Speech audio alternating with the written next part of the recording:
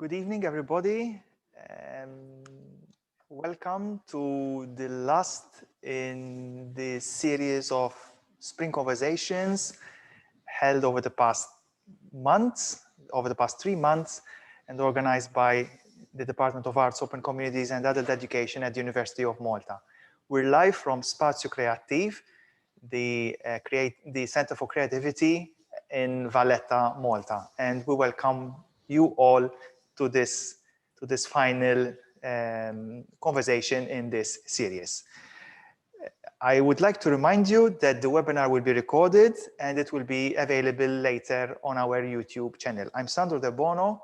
I'm an associate lecturer at the department, and my colleague Carmel is also here with us. Hi. To join in the conversation. It's a great pleasure for me to welcome Danielle Kuijten, live from Amsterdam. Hello, Danielle. How are you? Hi, Sandro and Carmel. I'm good. Good to be here tonight. What a pleasure to have you with us here in Malta, although you're in Amsterdam. So I'd like to tell you a little bit about Danielle. She is acting director and co-curator at Emancipation, and we'll be hearing more about Emancipation and all the amazing work that Danielle is doing there. She's also a pioneer in the field of contemporary heritage practices. At Emancipation, she also has the co-collection lab, researching a variety of collecting and collection questions, including such topics as shared authority and democratization heritage practices, something which we treasure and we value very much in our department. As a freelancer, Danielle is also active in the heritage field under the name of Heritage Concepting. Her main focus is on participatory collecting methods, contemporary collecting, action curating, and reflective practices. These points are already a good point of departure for quite a number of questions that I have in mind, and I'm sure those who are also with us this evening will have their questions too. She has also been an active member of ICOM-COL, the International Committee for Collecting, since 2019. She is also in the role of chair. So welcome once again, Danielle. And without further ado, I'd like to go for the first question, which is almost the obvious question to ask. What is Emancipation and what does it stand for? Thank you so much, Sandro, for this kind conversation, and thank you so much to you both for this invitation and for having this conversation with you tonight. Yes, God, what is Emancipation? Where to start? How can I say this in a nutshell? Emancipation is a heritage institution based in Amsterdam Southeast, one of the suburbs that was developed in the 50s. Developed as a utopian, modernistic area to live, but actually now a district where many newcomers arrive and create a home. And so for 20 years, Emancipation as an institution has been working there on concepts of what we call heritage democracy. That's my cat, sorry for that. Emancipation, we always say it's a mix between a museum, an archive, a library, and a conversation place. We don't really believe in the strict separations, so our work encompasses everything together, and the core of what we do is heritage conversations, to have that in and with the neighborhood. At the same time, when we do that in and with the neighborhood, we always also reflect on the methodologies that we are using and see how we can update methodologies and share that with museums and archives in the city, in the country, but also internationally. So how can we move forward and not stick to the concepts that we're used to, and maybe in some cases make us a little bit lazy, but keep pushing us in critically thinking about the work that we're doing, because heritage work is, in my perspective, mighty important It's important to understand where we're coming from, what that means for today, and how we can create futures for that. So for the 20 years we've been doing this project, and I'm there since 2012, and I've been doing various projects there, and since I think 2014 in the role of co-curator, and since last year also as acting director. So you've got a lot on your plate now, between acting director and co-curator. I mean, you must be very busy. It's busy, but I've also got a great team, and even though we're not big, I've got 9 colleagues, and most of them are not working full time. So, but we do it together. We're a very flat organization, and at the end of the day, we can only do our work if we can access, and of course that has been the biggest challenge I think in the last year, if we can work with and in the neighborhood, because only then our work makes sense. Indeed. My second question is about a very interesting association that you make between care, listening, and the act of collecting. It's an interesting dialogue here that you work on, and it's curious to understand a little bit more about this. I'd be very curious, as much as our participants this evening, I'm sure, would be, because on the other hand, we generally associate collecting with recovery or preservation. Especially here in the Mediterranean, collecting is very much about conservation, about protection, and about how we can recover a sense of heritage by getting back items, works of art, material culture that would generally be lost over time, or in difficulty in terms of a potentially lost heritage. So what does care and listening then have to do with the very act of collecting, and what can we learn from this thinking as far as museums here in the Mediterranean, now looking at collection development practices in the traditional way? Thank you, Sandra, for the question. Yeah, it's interesting how you frame that, and my mind is immediately going all kinds of way. But actually, the way you're describing that from the Mediterranean point of view, you look at collecting, that is also care. The only thing I want to look closer at, and I want to open up the conversation about, is that it always have been very much had a focus on the material, so take care of the material. But the material is not there without the people. So for me, I say put the people first. It's taking care of the people, and then by taking care of the objects, you also take care of the people. Okay. So it is thinking differently. It's not mind-blowingly shifting sides, but it's just opening your mind a little bit and think of taking care as a broader concept. And in that way also, and therein comes the listening. We have always been so focused in collecting as to have and to hold. And everything needs to be saved for posterity. But in some cases, materials need to deteriorate or be destroyed, and that's also part of cultures, and we need to listen about that. So are we going to artificially keep and conserve and preserve things that culturally should not be? And can we have conversations about that? And how do we do that then? And so for me, the listening part is very important, where we've been always, and it was interesting because I was looking back at the session with Linda Norris and Kamal, you were talking about active listening. So how can we active listen?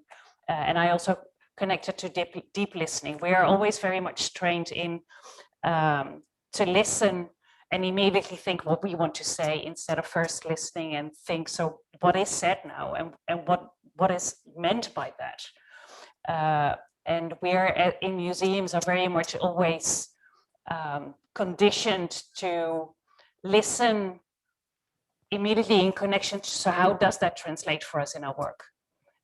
And so I would advocate to slow down a little bit and first listen and then think how to take the next steps in it.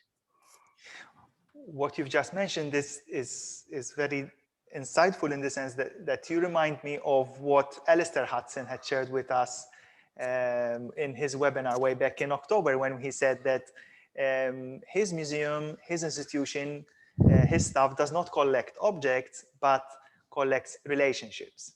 So in a way, if I understood correctly, you're very much on that line of thought. Absolutely. Actually, my colleague who is mainly responsible for participation, his position is called network collector. Okay. Mm-hmm. So in traditional museological framework, you would call him the outreacher or the inreacher, but we call him the network collector, because he is constantly out there in the network talking and listening to what is happening, what is important, where are the urgencies, and how can we fit in from the heritage field and connect to that. You also talk about the practice of collecting as an act that goes beyond displacement and relocation. Now, this is also intriguing in the sense that we usually consider collecting as displacement in the sense of an object being relocated within the folds of a collection. But you also speak about collecting as not necessarily implying displacement. And in that case, then, can we actually think of a collection or collections that are not place-based and yet, for example, respect conservation and preservation requirements because they are not within the folds of an institution where conservation requirements can be handled? It's more complex to keep the object out there in its original location, and obviously it's a bit of a generic statement here because it depends where and how. But how do we reconcile the two then? I think the first thing that we have to let go maybe a little bit is notions of how to respect conservation, because that is something that we have to respect. The tradition of conservation is something that we have created, but maybe not everything always needs conservation or preservation. On the other hand, I also think, so for me, collecting is more an act of identification and knowing where things are, and some things maybe are better left in situ and maybe also better left used because they keep on having meaning. And then there's different ways. Certain things maybe don't have the need for preservation or conservation, and we should loosen up a little bit about that. On the other hand, there's also the other way that we can share our expertise with the people in situ. So why can we only have and do our expertise in the museum, but we can also think about how, and that would also push to think a little bit further, how can you apply conservation and preservation in different environments. So can we say that the act of conservation and preservation can be community-led? The act can be, yes, and can also, and I think it also then challenges to change that and to change. I think for me, the core of all these things that I'm throwing up is to challenge the traditional ways we've been thinking and having set up our processes, and not that they're not okay, but I think in certain circumstances we could also think of alternative ways, and I want us to start thinking about that. Because for me, that is democracy, is to open up that. Carmen? Yes, so first of all, thank you, Sandro, and hi, Danielle. Hi. Before I ask a few questions which have been prepared beforehand, I would like to ask a spontaneous question, which is very dear to me.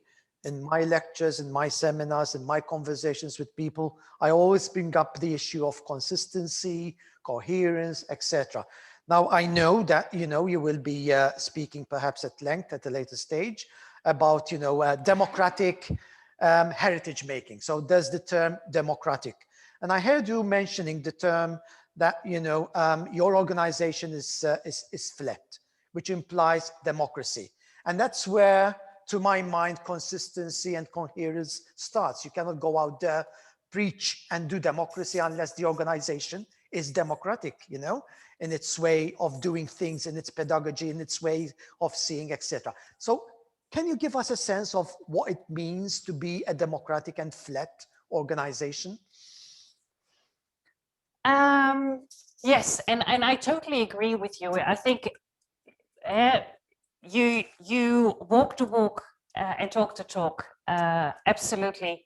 And I think it's, for us, it is about how we organize, and that's why I say it's flat, and also how we always ensure that we have a very diverse team, because you cannot work and strive for multifocality if you don't have it in your organization as well. And basically, there's two levels. The topics that are coming in that we work on an annual basis, they come in from the neighborhood. We don't think them up in the office. There's literally, and that's where my colleague Jules, who is this network collector, is out there, and he says, I hear certain things, or there's an interest in this, or this is an urgency. How can we do? And then as a team, we start discussing how we can transform that within the work that we're doing. And then from there, each takes its own role, but we are constantly coming back to the team, but also to our participants to fine tune that we're all on the same level on it. So if I'm understanding correctly, the what I refer to as the generative themes come from the community. Absolutely. And then you start working on those themes. Will the community participate in the process of, development? Yes. Are they involved? So it's truly participatory. That's where democracy comes in. Yes, absolutely. So whenever so sometimes a theme comes in through one person, and we say, okay, if one person it's not enough, then we throw it out in the communities to see if there's more people that have an interest. If there's more people that have an interest, then we start talking with them. Then we work on a concept, and then it goes back to them to say, so is this what you're talking? And then we start having what we call the round table collecting conversations. Okay. And they're also part of that. And then if there's an exhibition, they're also part of that, because when I make the exhibitions, it's their objects often, and it's their stories. Yeah. And because it's their stories, they also are with me when I'm writing, for instance, the label texts. So it's not my voice, I make sure it's their voice. Yeah, so in the process, it becomes very clear that, the community is transforming itself from an object of a curatorial curiosity into subjects of transformation. That's what, you're talking about. Yeah. That's very, very close to my agenda too. So I'm really happy to listen to your, illustration, Very good. Okay, so let me come now to my prepared questions. You associate popular heritage making or democratic heritage making with the term emancipation. Now, emancipation is an ideologically and politically loaded concept. It is a contested, concept. So I think I would ask you, what is your definition, of emancipation here? And at which point do heritage making and the act of collecting become truly emancipatory? how do we recognize, you know, the act as an emancipatory act? Oh, there's many questions and many Yeah. things that are now going, but Let's I'm start with going the to definition. give it a try. Yeah. And then if I end up with somewhere else, you pull me back. Sure, I will. First, heritage making and heritage conversations are always political. It is about all the notions that we already know. It's about belonging. It's about recognition. It's about all these things. Why people give meaning to something and then are also willing to push for it, to give it a place, and to and that is inherently a political strife. So you were asking me about a definition of emancipation. I actually myself don't often use the word emancipation. So I don't know whether I have a true definition that I can just drop back to you. But for me, emancipation is a balanced and equal place at, in our case, at our round tables, when we have a theme like we created an exhibition on a big disaster that happened in the Bijlmer in '92, where a plane crashed into 2 high-rise buildings, and it disrupted the whole district. And in the round tables, everybody gets the space to speak up and to share their memories in it. And even if there are clashes in that memory, we create space, and we then comes back at the listening. We really enforce that we listen to each other in that, and it's not about, all our conversations are not about a debate and about right and wrong, but it is constantly creating equal space for that. And that's not always easy, because there are some voices that we find difficult to listen to, but still we think it's important, because if we stop listening, then we can never make the next step to understanding each other. So that is how I see emancipation, and to then step up and say, can you give the example? So the example of the Bijlmer disaster, the people from the neighborhood came to us and they said, when the Bijlmer disaster happened, we felt that the national government let us down. We didn't feel that we were heard. We didn't feel that we get the right support, also not medically. And it's now 25 years ago. And can we create some noise to bring it back to the national table? And that is what we worked on together. So what I did is for instance, went to the National Archive and also get archival pieces from the National Archive to bring them, the originals, to and place them in the exhibition next to the personal stories, to create a dialogue between this national narrative and the personal narrative. And we also started to work with national television and created some portraits to create this national level. And these people are still, and it's already 5 years ago now, come back to us and say how they were deeply wounded still after 25 years, and how that exhibition and that project helped them with finding a little bit of solace in it. Yeah. Okay. Yeah.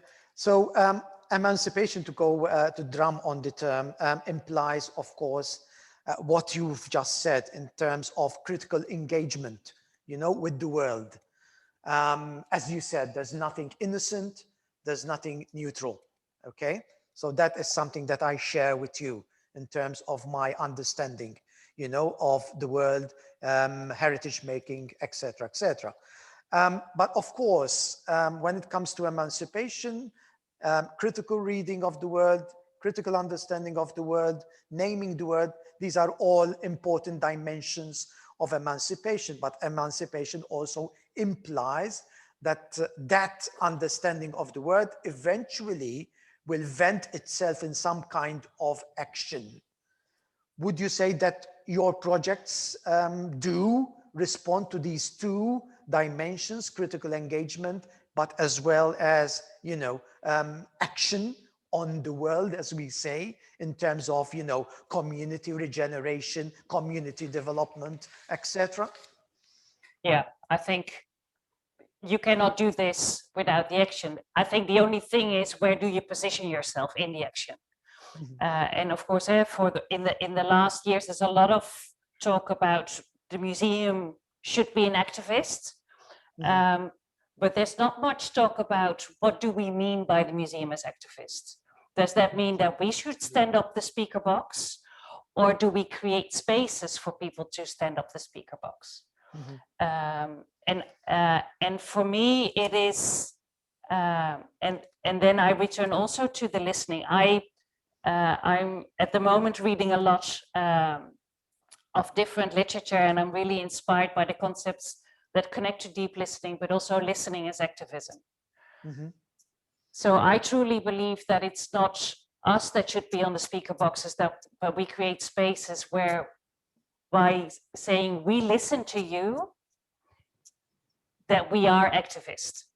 And therefore we create this critical environment of emancipatory work, where we give the people in the neighborhood, or not give, together with them, we create tools for them to act. But the act itself is up to them, and how they want to apply that is also up to them. Yeah. Because I don't think we should be there in the middle. Yeah, in fact, I would say, rather than listening to you, which implies, you know, community and museum, I would say listening to us, community too, you know? Yeah, well, that's the different levels. So on one hand, we are training ourselves now within Imagine-IC to become better listeners. From there, actually, in our roundtables, to also pass that on to the people we work with. So how can we become better listeners to each other as a whole? That's right. Yeah. Okay, perhaps the second question, which is very much related. Now I understand that you know where I'm coming from. Absolutely. Ideologically. So now, how do you connect popular or democratic, you know, heritage making with concrete political struggles? Do you have successes to report in this regard? I know you've just, you know, described one project, but perhaps other projects which clearly show that there is a subjective connection between, you know, the museum and political, you know, struggles. I think, yeah, of course, in the last year we worked, but we have already worked for 20 years around of the heritage of the colonial histories. Yeah.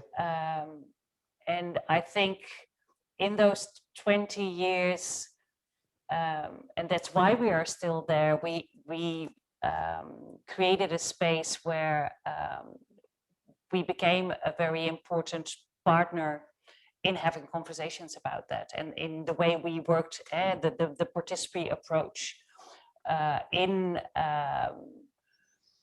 thinking differently about the single white narratives that were in the collections and in the archives, and it's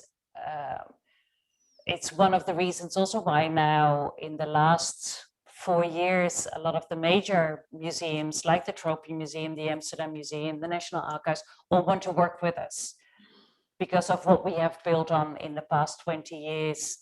And because we maybe are in, and we are maybe the community. And for them, the distance between them and the communities feels very much like a bridge too far. So they come to us to see how they can cooperate in these discussions. So we are now starting up actually a project where we are partner in discussions about restitution.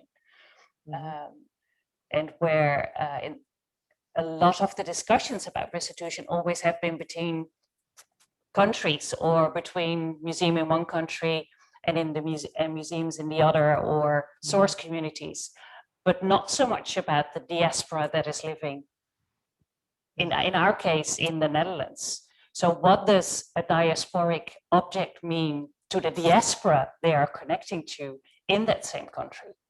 And shouldn't they also be part of the negotiation and on the table? Because what does it mean if these objects return to the countries, but the diaspora is still living in Amsterdam or in the Netherlands? Right, right, yeah. So let's take ourselves now from concrete spaces into the virtual world, obviously. Now, you refer to the mobile phone as a pocket archive. I recall this from one Very good, yes. So my question would be, what social meaning do you derive out of images which are intensely personal? So here you are, you know, these two poles, the personal and the social. How do you make the personal social? It's interesting that you pick up the Pocket Archive. It's a project that we did for a long time with teenagers and young adults. Within Emancipation, we always also look at the concepts of contemporary heritage and contemporary collecting, and what are the phenomena that are happening now that could be a sneak peek and become heritage of the future. And that's how we actually use the Pocket Archive. So it's not so much the single image that is in there that is very personal, but it is the rituals that people are actually building on now of doing the selfies, for instance. So is the selfie one of the rituals that we are going to bring into the future? And if we look at that in that way, and it's really interesting to talk to teenagers and young adults about it in the context of heritage. So can you see this as a ritual, or as and do you think it should be brought into the future? Or the fact where you have stage diving after a concert. Right. But it's also to discuss phenomena as how the uses of Instagram is so inherently different than Facebook. Right. And how does that come? So we did projects around street soccer, the party scene, chemical beauty, and along all these themes, we looked in the Pocket Archives and say, so what are you keeping and what are you sharing? And with whom are you sharing and why? And if you're sharing, is that then an act of giving meaning to it? Yeah. Okay, Sandro. Yes, in fact, I'd like to pick on what Carmel has just asked you, because the idea of a pocket archive raises issues of intellectual property, privacy. There are artists, for example, who've worked with Instagram photos and presented exhibitions with material that is out there on the World Wide Web. I mean, how do you go about dealing with privacy when you're looking at content that is intrinsically personal? Well, I think that is one of the things that we learned as well. So one, we didn't collect it in a way that we never made it shareable besides the exhibition. Okay. And we always agreed upon with the ones that shared their material, how it was used, and also that they could take it back any minute they want to. So it was a project built on mutual trust on that. but it was never our intention to start mining social media and to archive that ourselves. It was merely to have the discussion about the phenomena. And actually, because of the privacy laws and also what happened, I think about 3 years ago, where social media started to take a turn and a lot of nasty things started to happen as well, we decided not to do it anymore, because we thought it was making the position of our young participants too vulnerable. And then we changed the projects. But I think still that whole trajectory that we did was a very interesting exercise in how to think about what can be the heritage of the future that we are creating today. Mm-hmm. We've got our questions coming in from participants, and Jose Antonio Gordillo Martorell. Hello, Jose. Welcome. The first question that he shares with us is addressed to you, Danielle, obviously, and he's asking, what do you think, Danielle, about the idea of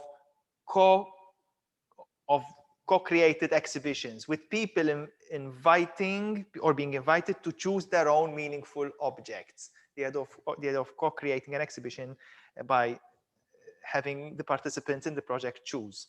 And in fact, he also mentions the 100 Objects exhibition at the British Museum, which has become a bit of a trendsetter, and also the Sarajevo War Children Museum project. What are your thoughts?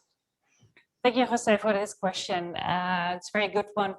Well, actually, all our exhibitions are co-created, and therefore I never select the objects, but the participants always select.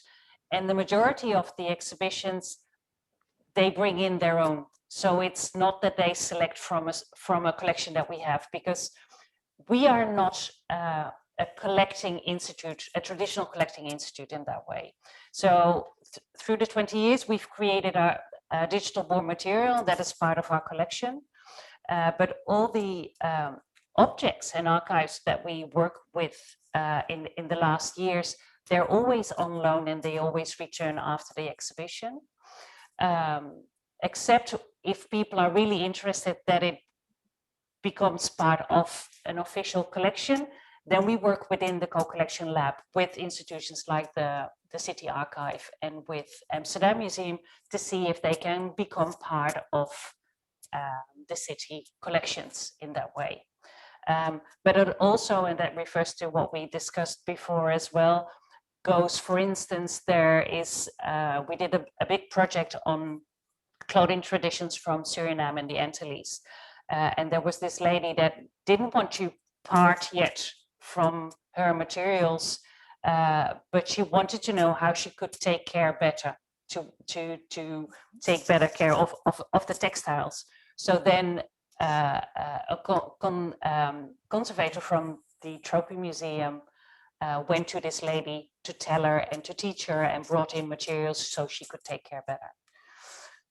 Then another way of co-creating is that when we work sometimes with the Trophy Museum, then we use their collection, and then again our participants select what they want from the collection to be seen in the exhibition. Mm-hmm. There's another question coming from our colleague Michalina Petelska from Gdansk University. Hello, Michalina.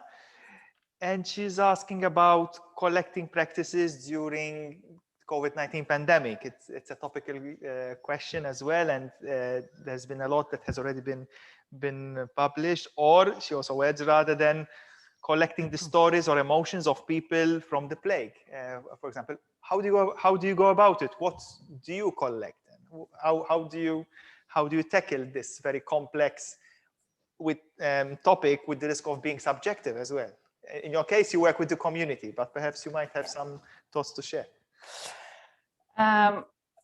It's a good one, and I've been talking the last year a lot also from my position of Comco on this as well, because worldwide, of course, all the institutions started to collect. But to start with what we did at Imagine IC, we did not collect. We when it happened, we stood still and we were just thinking, so how can we stay connected with our communities and make sure they are okay? Our first step was not to think, so how can we mine the stories and what should we collect, but really think about them. And how can we stay in touch? So we just started to have a lot of long telephone conversations with them to just stay connected, because we could not be in the neighborhood. And after a while, we started to make radio programs, because a lot of museums went parallel. They all went online. They also started to collect online, but we knew from our communities that a lot of these people are not online. We share our house. I don't think I mentioned that, but we share our house with the public library. And I know that on a daily basis, in a normal case, a lot of people from the neighborhood come to the library to use the computer there. They don't have a computer at home. So going digital is not the answer then. So, but they are all listening to local radio. So we started to create local radio programs. And at that point, we had a project running which was connected to religion, and it was the question on how do you create a home with your religion, and are you allowed to feel at home with your religion everywhere? And through pandemic, of course, there was a whole shift, because all of a sudden all the temples and the mosques and the churches closed, and people were not allowed to go with the congregations to have their and share their religion. All of a sudden they were singled out at home. So the only thing we did do is to make that a conversation in the radio. So for Emancipation, we did not collect. There are many others that did. We decided not to. And maybe in a later stage we will. But we thought, while we were still in the middle of the pandemic, we had a different task to fulfill. The last question for you, and then Carmel will be sharing also his second set of questions.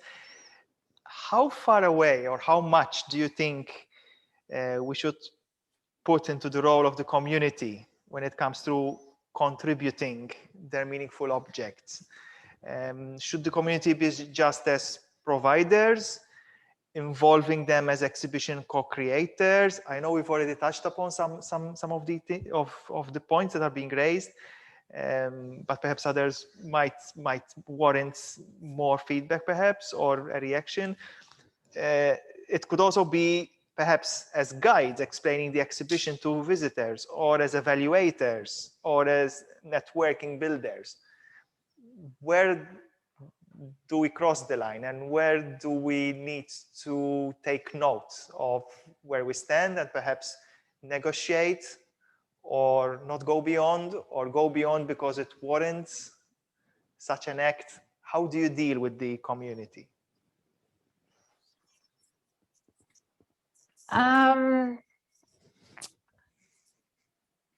Let me think. Yes, so a lot of I did of course touch upon a little bit there. So we go quite deep in so there are not much borders there for us, and I think it's constantly and it also depends maybe on the topic sometimes, where you draw it. I think it should be more fluid. Again, I also see ourselves as part of the community. There is not there is not the only boundary there is in between, that I'm there as a professional and I'm paid for that, and they're not. And that is, of course, a constant struggle as well. So how do you deal with people that put their time and effort to create with you an exhibition, yes, that give their stories, and you're sitting there being paid, and they're putting in their spare time. And that is for us always something, because in the construction that we're working as a subsidized organization, we cannot pay them. But then I constantly fight for finding different ways then how can we pay them, maybe not as a paycheck, but do it differently, to give them the space for them to organize things, or to organize trainings if they want that,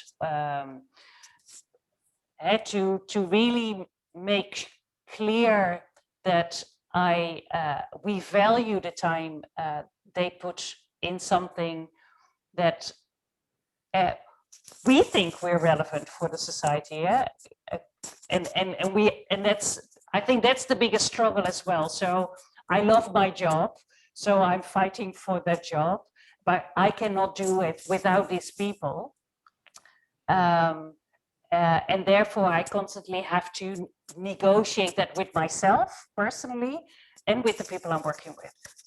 Yes, this reminds me very much of your statement on expert knowledge or expertise that you also flag in one of your papers way back in 2016 or 17, which also struck me, and this is very much in line. Carmen. Yes, I have a question about the term, community, because we've been using community in the singular. And when we use the term community in the singular, we usually, end up, essentializing the community, because the community is never one singular community, but, a network of multiple, communities within the so-called community. And because it is multiple, naturally, I would say, there are tensions within, these communities, intra and inter. How do you deal with these tensions in your, interactivity with the so-called community? But it's good that you mentioned the difference, because in our work, we never use it in the singular. We always speak about communities. And even if I say, for instance, I work with the Ghanaian communities, I never work with the Ghanaian community. Right. So for me, it's always plural and it's always network. Mm-hmm. And like, I think with any relationship, there's always tension. So it's human work, and it's not any different. Mm-hmm. And thinking about communities and then translating that to tension is not different than just human interaction. Mm-hmm. It is constant there, because and as we already said, because what we do is highly political, so there are inevitably always tensions. So I think again, there also the listening comes back. It is, how can we together have conversations where we take the patients to listen to each other, also in times where it's not always that easy to listen to each other, and to be aware that we are creating the societies together. We also need the other. Right.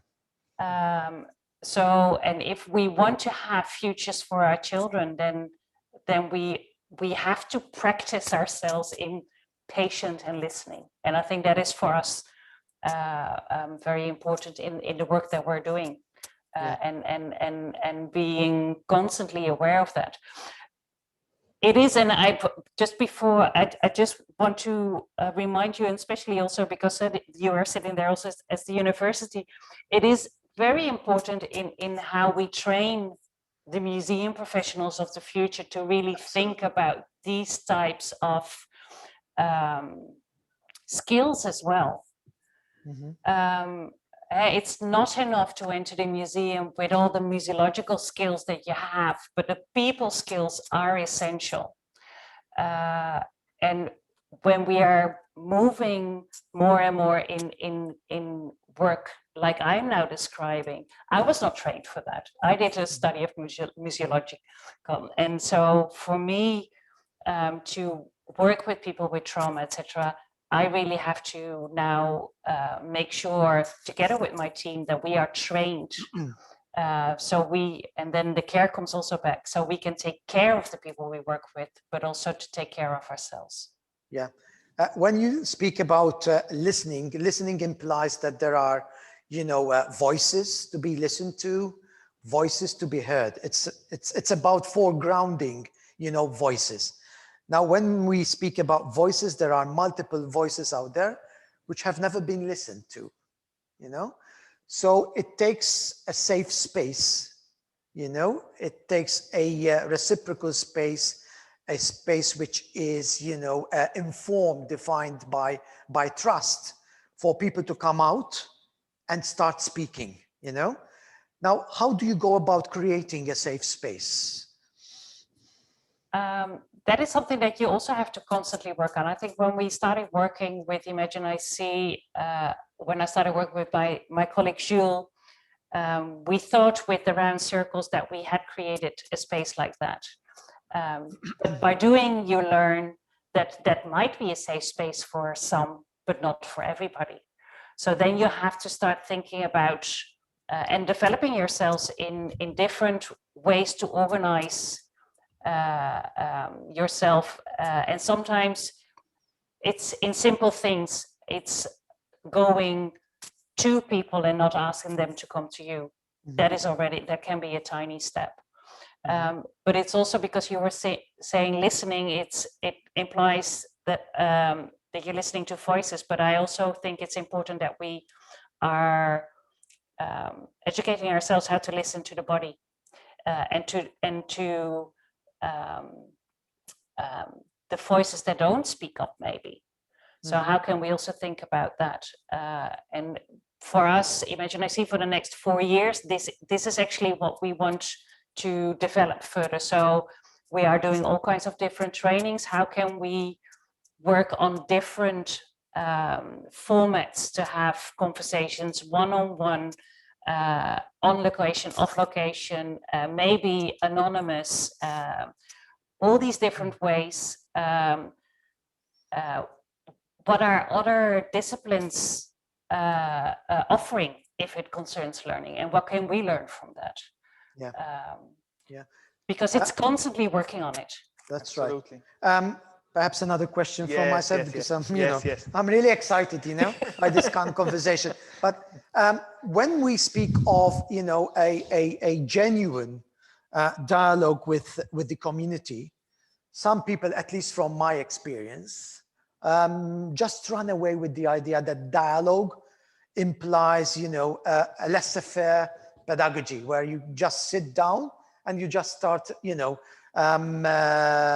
speaking, narrating, whatever. But there are moments in the dialogue where you cannot tolerate the intolerable, okay? Were there moments where you had to say, stop here with this conversation, with this dialogue? Absolutely. There are moments where you're sitting there and where you feel that somebody is saying things and you notice that other participants are starting to feel unsafe. And those are the moments that you really have to stop and say, listen, we are here together. And if you cannot rephrase yourself, then I have to ask you to leave, because we are here, and I think every voice should be, we are here and saying that everybody should have the possibility to speak out. But there's a fine line if you start to hurt people by choosing specific words where also that you're hurting, because you do that often, that people do that for a reason. Then I pull the plug and then I say, I stop here. And it's not easy. And that's another thing, we talk about skills. That's another way that we really have to train ourselves. One, to really feel what is happening in, for instance, if it's in a group, to feel what is happening. And if you see that dynamics are shifting, to feel secure enough about ourselves in our position to step up and say something about it. It's something different than going to the depot and pick up some objects and say, let's make a nice exhibition about. It's not easy. Perhaps one more comment, Sandro, because you've mentioned training, and I'm definitely endorse your call for more and more training in these skills. But I would go for formation, because it's not just training and skills, but also intellectual formation. We have to reclaim, democracy intellectually before we can actually, do democracy. So these two elements go together. So rather than training, I would go for, formation. Great. Sandro. Yes. Thank you, Carmen. I just have one last question, which is in a way a bit personal, given that my experience as an art museum director, as a director of the National Museum of Fine Arts, and then MUΖE as from 2018, before I left. This practice is a challenge. The practice that you've been developing at Imagine-IC is a challenge when you look at it through the lens of an art museum, because it's difficult to negotiate value with the community, with communities, to quote your own statement. But then it's necessary. It's a necessity for an art museum to be community-led rather than community or open to the community, community-led and community-owned. What can we learn? What can an art museum learn from your experience working with communities and working on the act of care, listening, going beyond displacement? What are the takeaways for an art museum from this practice? Oh, good question. I've never worked for I'm going a lot to art museums, but I've never worked for one. Sandro, can I just one question back before I try, and then Yes. in the meantime I try to figure out a good answer for you. But if you say it's hard for an art museum when you look at value, what do you mean by that? Yes, because the value of art is very much driven by the market forces, is very much driven by ownership, is driven by a set of values that are exclusive. They are not bottom up. They are very much top down. There are a set of values that have been defined over time. So how do you reconcile this historic practice, essentially, Legacy. going back to 150 to 100 years? We all know that the caption itself was invented by art dealers. So even the way we practice museology is informed by the art market. So how do you reconcile this need for democracy, but on the other hand there is a value-driven system which goes against? So because it is there for 150 years, does it mean that we cannot change? Absolutely. So I think, yes, it is a very market-driven, but I think there have been examples, and I think Alistair has always also been showing examples that you can also change that. And you can also say, maybe not all museums, because it's always too easy to say all museums should change, or maybe certain art museums should stick with that. But I think there's enough art museums that also can think about, so to diversify how they work. Why should you only work market-driven, or can you also start changing little bits and having separate approaches to it? Because I think there's a lot of art there that has, for instance, a political message, but is very much from communities. So therefore it has a very important community value or social value or emotional value, which is often not valued by the market. So I think I would challenge the art museums to really look into these things and see how, and don't go for the easy one. Let's put an online voting for the collection and take the most favorite ones, and those are the exhibitions that we show, but really think about how they can engage with the communities. And also Nina Simon has been doing it, so it's been done, and there are examples, and you can and there's a lot of artists out there as well that have amazing work that are not picked up by the market, which is on one hand great because they are not corrupted by the market working, and that have a lot of value, I think, for the communities to be seen and shared. I don't know whether that answers it, but Yes, Yeah. absolutely.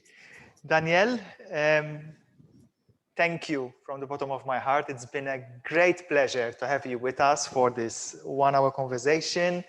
I hadn't any doubt that it will be interesting, insightful. I do admire all the work that you're doing at Imagine and IC, and I'm sure we'll be taking this conversation further in the coming weeks and months on other things. I'd like to thank Spazio Creativ, our sponsors, our hosts, also Valletta Cultural Agency, who have supported us also for this second series, for the Spring Conversation series. All the technical support and colleagues, Joe Vancel, the technical guys from Old University campus in Valletta. I'd like to remind everybody that our call for papers for the conference, MUŻE.X Shaping Museum Futures, happening in October, closes tomorrow. Thank you so much to all those who have already submitted their proposals. We've been delighted, surprised by all the proposals that have been submitted, and we promise to be in touch as soon as possible. The call closes tomorrow, so those of you who are still working on your proposal, please make sure that you submit on time so that you'll be hopefully joining us in Malta this coming October. So looking forward to see you with us for the conference. Let's keep the conversations going and let's be game changers for a better world. Until then, goodbye, Saha from all of us. Ciao. thank you. It was great. Thanks, Danielle. Bye. Bye-bye.